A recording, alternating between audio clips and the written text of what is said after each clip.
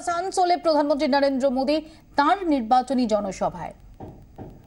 मंत्रिपरिषद के मेरे साथी और आप सबके प्रिय श्री बाबुल सुप्रियो जी, भारतीय जनता पार्टी के राष्ट्रीय सचिव श्रीमान सुरेश पुजारी जी,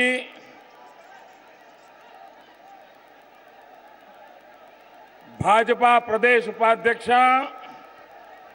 बहन श्रीमती कृष्णा भट्टाचार्य जी, भाजपा जिला अध्यक्ष आसनसोल श्रीमान तपस कुमार रॉय, प्रदेश कार्यकारी सदस्य एवं जिला पर्यवेक्षक श्रीमान शुभ नारायण सिंह जी, श्रीमान सुधीर गुप्ता जी, श्रीमान प्रताप बनर्जी जी, और इस चुनाव में भारतीय जनता पार्टी के उम्मीदवार श्रीमान जितेंद्र चटर्जी, दुर्गापुर से श्रीमान अखिल मंडल, दुर्गापुर पश्चिम से श्रीमान कल्याण दुबे, रानीगंज से श्रीमान मनीष शर्मा, जमुरिया से श्रीमान संतोष सिंह, आसनसोल दक्षिण से कर्नल दीप्तांशु चौधरी, आसनसोल उत्तर से श्रीमान निर्मल कर्माकर, कुल्टी विधानसभा से डॉक्टर अजय पोद्दार, बाराबानी से श्रीमान अमल रॉय और विशाल संख्या में पधारे हुए आसनसोल के मेरे प्यारे भाइयों और बहनों,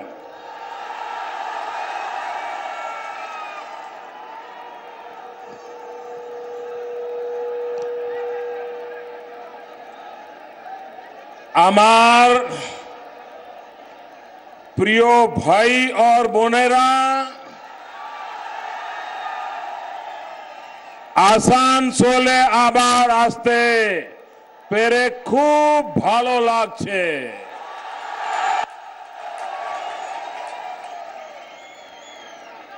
আপনাদের এমপি কে আমি মন্ত্রী করে কথা রেখেছি,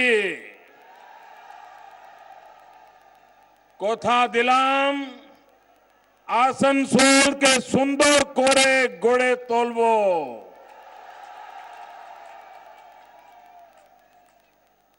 भाइयों बहनों,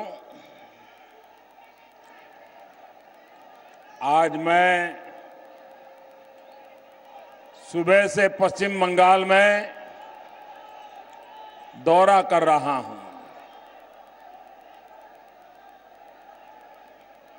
टीवी पे आता है कि इस बार जून महीने में जो गर्मी पड़ती है वो गर्मी अप्रैल महीने में शुरू हो गई है, और इतनी भयंकर गर्मी के बीच भी पश्चिम बंगाल में चुनावी गर्मी है, और इतनी भयंकर गर्मी में ये जो मैं उत्साह उमंग देख रहा हूं, दिल्ली में बैठ करके किसी को अंदाज नहीं आ सकता है कि पश्चिम बंगाल के चुनाव का मिजाज क्या है, यहां के लोगों का इरादा क्या है। भाइयों बहनों, मैं जहां जहां गया हूं, मैंने ऐसा उमंग उत्साह पश्चिम बंगाल में पहले कभी देखा नहीं था।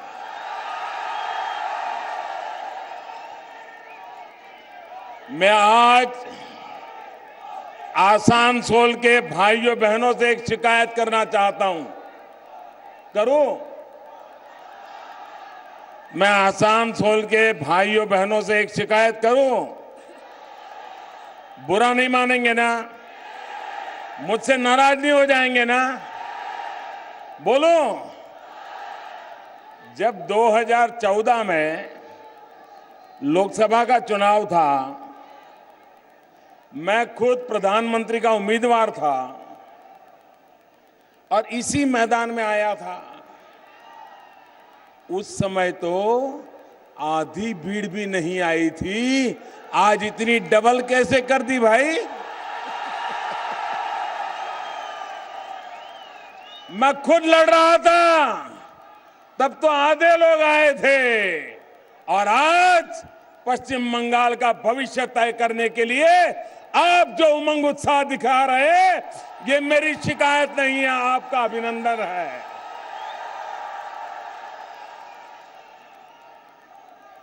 भाइयों बहनों,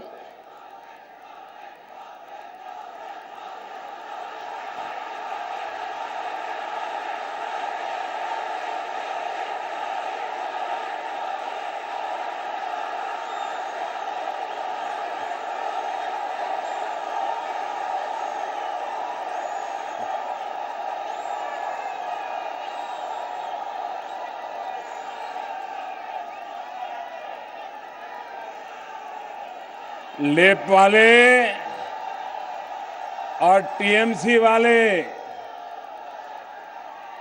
और उनके पीछे पीछे भाग रही कांग्रेस वाले,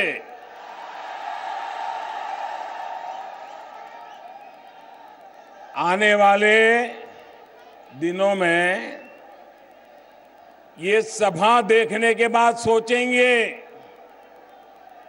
कि पूरे बंगाल में से कौन से गुंडे हैं जिनको आसानसोल भेजा जाए,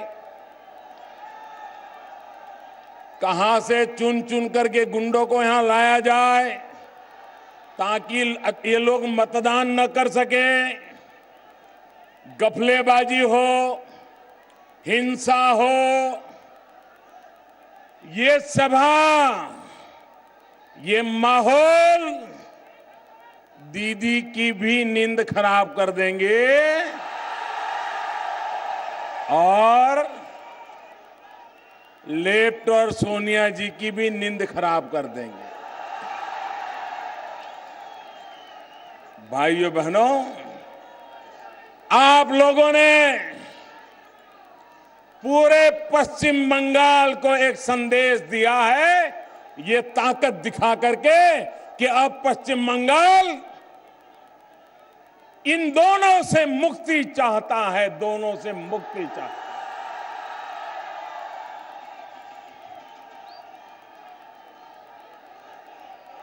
क्या मिला पश्चिम बंगाल को मेरे भाइयों बहनों, क्या मिला?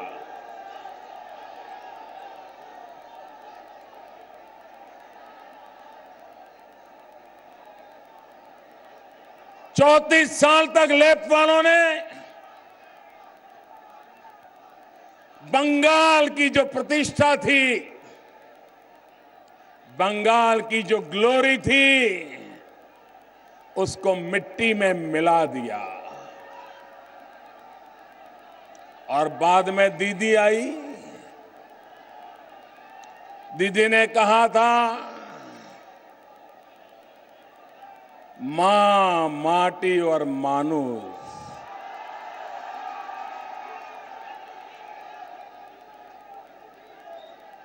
मां, माटी और मानुष। आप बैठिए भैया, आप बैठिए, बाबुल जी आप बैठिए, चिंता मत कीजिए। यहां ये जो नौजवान है, देखिए मैदान छोटा पड़ गया है, आप आगे आ नहीं सकते, प्लीज वहीं रुक रहिए। वहां पत्रकार मित्र खड़े हैं, उनको परेशान मत कीजिए। आसनसोल के लोग तो बड़े समझदार हैं भाई। आपका प्यार मेरे सर आंखों पर, मैं आपका बहुत आभारी हूं, लेकिन मैदान छोटा पड़ गया है, आप आगे आने की कोशिश मत कीजिए।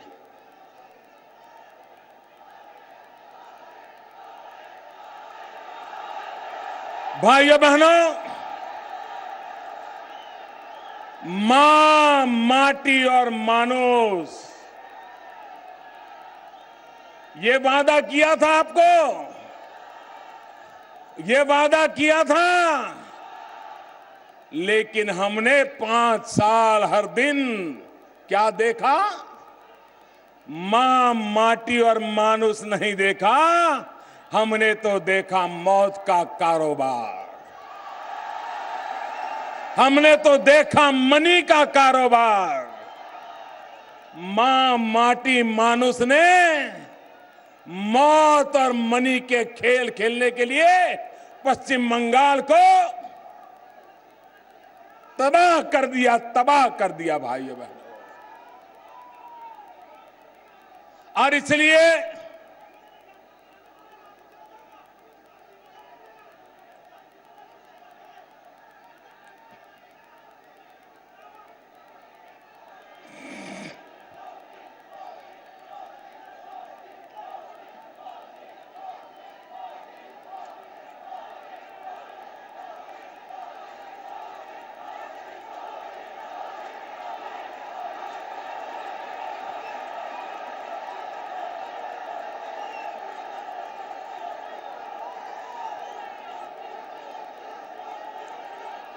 आप लोग शांति रखिए, तभी मैं बोलना शुरू करूंगा, वरना मैं खड़ा हूं। आप तय करिए। मैंने पहले ही कहा जगह नहीं है, आप आगे बढ़ नहीं सकते। आप वहां शांति से रुकने वाले हो? हां बोलो तो मैं बोलना शुरू करूं। मेरी पत्रकार मित्रों से भी प्रार्थना है, पत्रकार मित्रों से मेरी प्रार्थना है,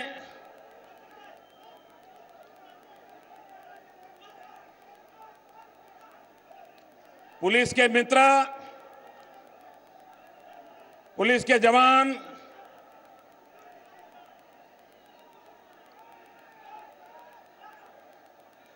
मेरे प्यारे भाइयों बहनों, जिस प्रकार से पश्चिम बंगाल के गरीबों के साथ धोखा किया गया, आप मुझे बताइए, आप शारदा चिट फंड को भूल सकते हैं क्या?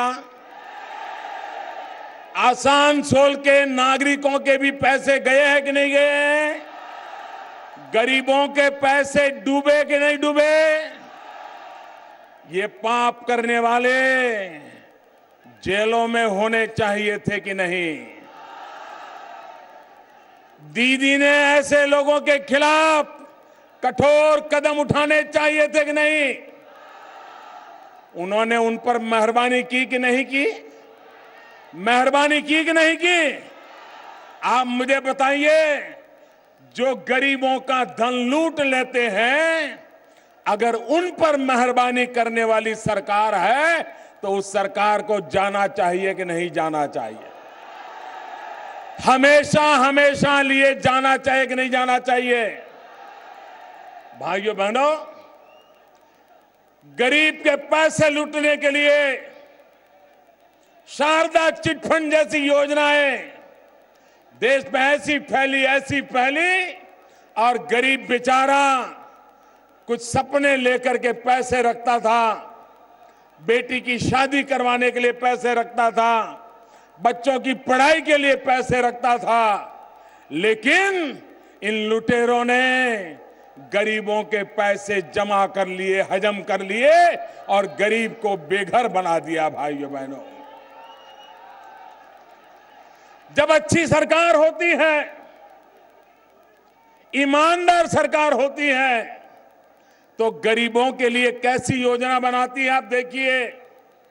इन्होंने चिटफंड चलाया, हमने प्रधानमंत्री जनधन योजना लेकर के आए। उन्होंने चिटफंड के नाम से गरीबों से पैसे पड़ाए, हमने बिना पैसे प्रधानमंत्री जनधन खाते खोल दिए और गरीबों को मुफ्त में अकाउंट खोलने की व्यवस्था कर दी। हमने गरीबों को कहा कि आपको 1 रुपये कार्ड मिलेगा, इन रुपये कार्ड से कभी आपके परिवार में संकट आ गया तो उसमें 2 लाख रुपए का इंश्योरेंस भी होगा, परिवार के लोगों को 2 लाख रुपए मिल जाएगा। अनेक लोगों को मिला। भाइयों बहनों, प्रधानमंत्री जन धन योजना के द्वारा हमने हिंदुस्तान के करोड़ों करोड़ों गरीबों के लिए बैंक के दरवाजे खोल दिए। इन्होंने क्या किया? शारदा चिट फंड चलाया और ये उड़ीसा हो, आसाम हो, बंगाल हो, इसने वहां के कोई गरीबों को छोड़ा नहीं है। भाइयों बहनों, जिन्होंने गरीबों को लूटा है, क्या वो लोग ये चुनाव जीत सकते हैं? क्या ये घर जाने चाहिए कि नहीं जाने चाहिए? ऐसे लोगों को चुन चुन करके साफ करना चाहिए कि नहीं करना चाहिए? और इसलिए भाइयों बहनों, मैं आज से आप आग्रह करने आया हूं, जो लोगों ने गरीबों की पेट पर लात मारी है, ऐसे लोगों को इस चुनाव में एक पल के लिए भी स्वीकार नहीं करना चाहिए। भाइयों बहनों, 34 साल तक बंगाल में लेप वालों की सरकार रही और लेप वालों ने पूरे बंगाल को बर्बाद कर दिया। दूर जाने की जरूरत नहीं है। आप 5 साल पहले कांग्रेस के नेताओं ने चुनावों में लेप के खिलाफ क्या क्या बोला था, वो जरा वीडियो निकाल करके सुन लो, पता चल जाएगा कि लेप वाले क्या करते थे। और ये अजूबा देखो, कांग्रेस वाले लेप का कुर्ता पकड़ करके चल पड़े।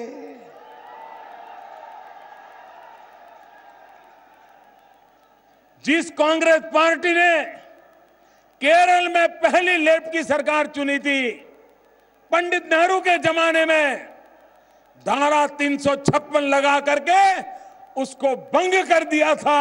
जिस कांग्रेस को लेप के प्रति इतनी नाराजगी और गुस्सा रहता था, आज पूरी की पूरी कांग्रेस पार्टी लेप के चरणों में जाकर के बैठ गई है। भैया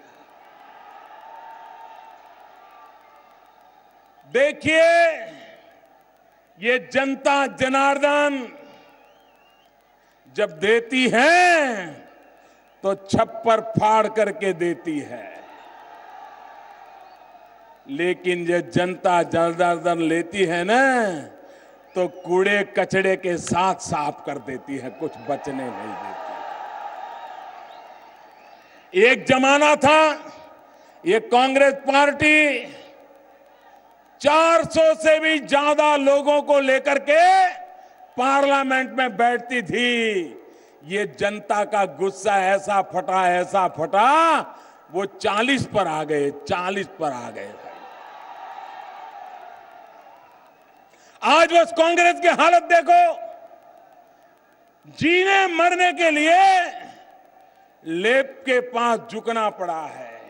और इनकी बेईमानी देखो। मुझे बताओ भाई,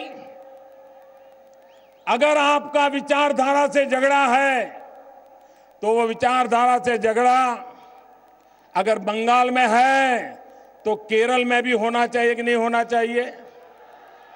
अगर आपका कम्युनिस्टों के कारोबार से विरोध है तो केरल में भी झगड़ा होना चाहिए कि नहीं होना चाहिए? वहां भी आमने सामने लड़ना चाहिए कि नहीं लड़ना चाहिए? ये कांग्रेस का कमाल देखो, ये बड़े कमाल के जादूगर हैं।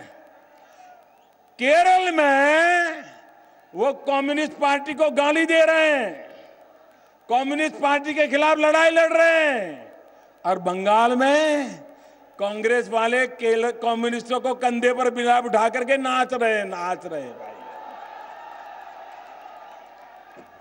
ये समझ नहीं आ रहा है कि केरल में कुश्ती और बंगाल में दोस्ती। इन पर भरोसा कर सकते हैं क्या? ये आपकी आंख में धूल झोंक रहे हैं कि नहीं झोंक रहे हैं? ये लोग बंगाल में एक भाषण करते हैं, केरल में दूसरा भाषण करते हैं। क्या उन पर भरोसा करना चाहिए क्या? भाइयों बहनों, केरल में कम्युनिस्ट पार्टी आए दिन कांग्रेस को ऐसी गालियां देती है। कांग्रेस पार्टी कम्युनिस्टों को गाली देती है, कम्युनिस्ट पार्टी कांग्रेस को देते हैं। और बंगाल में कहते हैं कम्युनिस्ट पार्टी बहुत अच्छी है, कांग्रेस पार्टी बहुत अच्छी है, कम्युनिस्ट कांग्रेस मिलकर भला करेंगे। आपको विश्वास है क्या?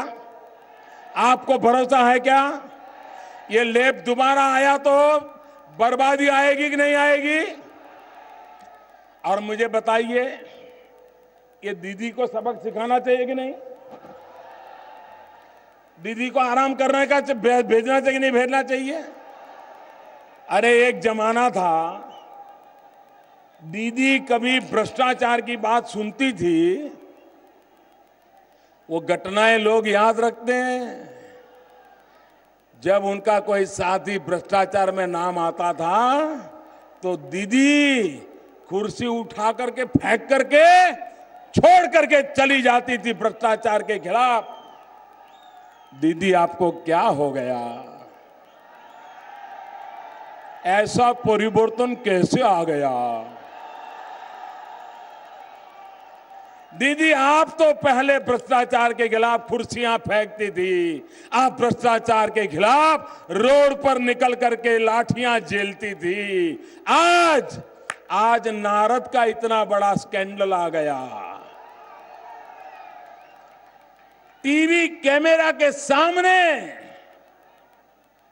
टेंडर किसको मिलेगा, टेंडर कैसा होगा, टेंडर कब निकलेगा और बदले में क्या मिलेगा, इसका सौदा होता है। नोटों की थप्पियां दी जा रही हैं, थप्पियां सब कैमरा पर है। दीदी ने कोई कदम उठाया क्या? आवाज उठाई क्या? उनको पार्टी से निकाला क्या? इसका मतलब अब दीदी भ्रष्टाचार से एडजस्ट हो गई है।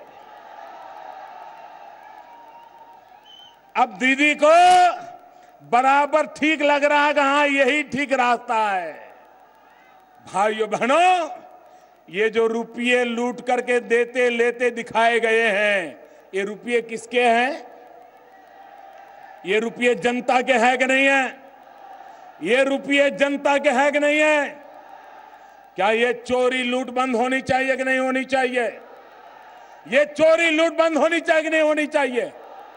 और इसलिए भाइयों बहनों, ये चुनाव एक मौका है कि ऐसा भ्रष्ट काम करने वालों को हमेशा हमेशा के लिए राजनीति से विदाई कर देनी चाहिए। भाइयों,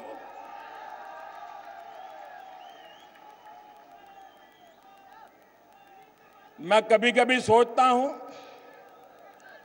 ये टीएमसी है क्या? ये टीएमसी है क्या?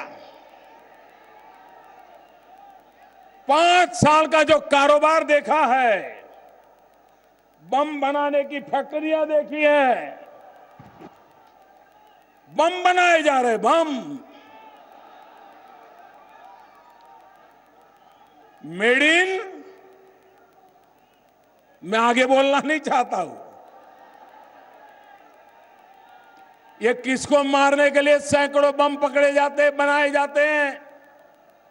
और इसलिए मुझे याद आता है 5 साल का कारोबार। टीएमसी का मतलब है टी फॉर टेरर। टीएमसी का मतलब है T for terror, M for मौत, सी फॉर करप्शन। ये टीएमसी का सीधा सीधा अर्थ 5 साल में निकल आया है कि टी का मतलब टेरर, एम का मतलब मौत, सी का मतलब करप्शन। आप तय कीजिए आपको टेरर, मौत और करप्शन से बंगाल को बचाना है कि नहीं बचाना है।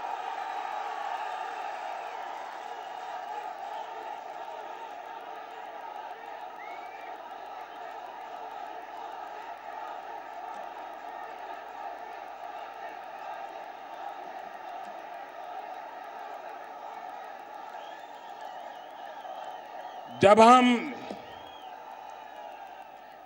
छोटे थे, लेप वाले बार बार चुनाव जीतते थे, तो हम लोगों से पूछते थे कि भाई ये क्या बात है, कैसे जीतते हैं। और मैं यहाँ कलकत्ता बहुत आया करता था, क्योंकि रामकृष्ण मिशन से मेरा जरा नाता ज्यादा था। तो मैं भी लोगों को पूछता था, तो समझदार लोग मुझे बताते थे कि साहब, यहां का जो चुनाव होता है ना, वो तो साइंटिफिक रिगिंग होता है। साइंटिफिक रिगिंग कर करके चुनाव जीता जाता है, ऐसा उस समय बताया जाता था। साइंटिफिक रिगिंग तो मैंने सुना था, लेकिन मैं दीदी के राज में देख रहा हूं scientific corruption. Scientific corruption, tender का कारोबार टेंडर निकलने से पहले तय कर लेना। अभी कलकत्ते में करप्शन का भंडा फूट गया। ये विवेकानंद ब्रिज अनेकों की जिंदगी को तबाह कर गया। जिन्होंने अपने प्राण प्रिय लोग खोए हैं, उनके प्रति मेरी संवेदना है। लेकिन दीदी, क्या मौत पर भी राजनीति करोगी? ब्रिज गिरा है, डेड बॉडी पड़े हैं, इंजर्ड लोग करा रहे हैं, और दीदी इनको बचाने के लिए क्या करना, इस अवस्था में मदद क्या करना, इस पर एक शब्द नहीं बोलती हैं। तुरंत कहती है ये ब्रिज तो लेप वालों ने कॉन्ट्रैक्ट दिया था, पिछली सरकार ने कॉन्ट्रैक्ट दिया था। अच्छा दीदी आप बताओ, मान लो ये ब्रिज टूट न जाता और ये ब्रिज बन जाता, तो आप उद्घाटन करने जाती कि नहीं जाती? और आप ब्रिज बनाया है इस प्रकार की क्रेडिट लेने की कोशिश करती कि नहीं करती? अगर लेप वालों ने पाप किया, उस पाप को आपने आगे क्यों बढ़ाया? दीदी जवाब दीजिए। लेप वालों ने बुरा किया तो उस बुरे को आपने आगे बढ़ाया। मतलब पूरे पश्चिम बंगाल के मॉडल है, जो लेप वाले करके गए उसी को आगे चलाने का काम दीदी कर रही है। और इसलिए पश्चिम बंगाल को लेप से भी मुक्ति चाहिए, दीदी से भी मुक्ति चाहिए। भाइयों,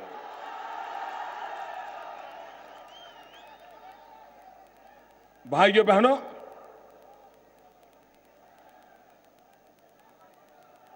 जिस प्रकार से टेरर का माहौल बनाया जाता है, अपने विरोधियों को खात्मा करने की कोशिशें होती है, ये लोकतंत्र नहीं है। ये लोकतंत्र के प्रति आस्था का प्रतीक नहीं है। इस चुनाव में मैं हैरान हूं, क्या डिबेट चल रही है। लेप वाले कहते हैं कि ममता जी के राज में इतनी हत्याएं हुई, तो ममता जी कहती हैं आपके राज में इतनी हुई थी। लेप वाले कहते हैं ममता जी के जमाने में इतने बलात्कार हुए, तो ममता जी कहती हैं आपके जमाने में इतने बलात्कार हुए थे। लेप वाले कहते हैं ममता जी के राज में इतने कौमी दंगे हुए, तो ममता जी कहती हैं तुम्हारे राज में इतने दंगे हुए थे। लेप वाले कहते हैं कि ममता जी आपके राज में रास्तों का हाल ऐसा है, तो ममता जी कहती हैं आपके राज में रास्तों का हाल ऐसा था। ममता जी कहती हैं मैं पूछना चाहता हूं भाई, क्या ये चुनाव में यही डिबेट चलेगा क्या कि ममता जी के समय कितनों पर रेप हुआ और लेप के समय कितनों पर रेप हुआ? ममता जी के समय कितने मरे और लेप के समय कितने मरे? ये ब्लेम गेम। अच्छा होता आप ये चर्चा करते कि लेप वालों ने 1000 किलोमीटर रास्ता बनाया था, दीदी ने 2000 किलोमीटर बना दिया। लेप वालों ने 50 स्कूल खोली थी, दीदी ने 200 स्कूल खोल दी। लेप वालों ने बच्चियों की भलाई के लिए ये किया था, तो दीदी ने बच्चियों की भलाई के लिए ये किया था। ये स्पर्धा होनी चाहिए थी, लेकिन स्पर्धा ये हो रही है कौन ज्यादा बुरा है, उसी की स्पर्धा चल रही है। आपको जानना होगा, दोनों एक दूसरे को बुरा कह रहे हैं, तो अच्छे की खोज करोगे कि नहीं करोगे? আসানসোলের জনসভা থেকে প্রধানমন্ত্রী নরেন্দ্র মোদী তীব্র ভাষায় মমতা বন্দ্যোপাধ্যায় এবং তার সরকারকে আক্রমণ করলেন। তার বক্তব্য যে কে সবচেয়ে বেশি খারাপ তাই নিয়ে বামেদের সঙ্গে তৃণমূল কংগ্রেসের প্রতিযোগিতা চলছে। উড়ালপুর বিপর্যয় থেকে শুরু করে নারদা স্টিং উঠে এলো নরেন্দ্র মোদীর ভাষা।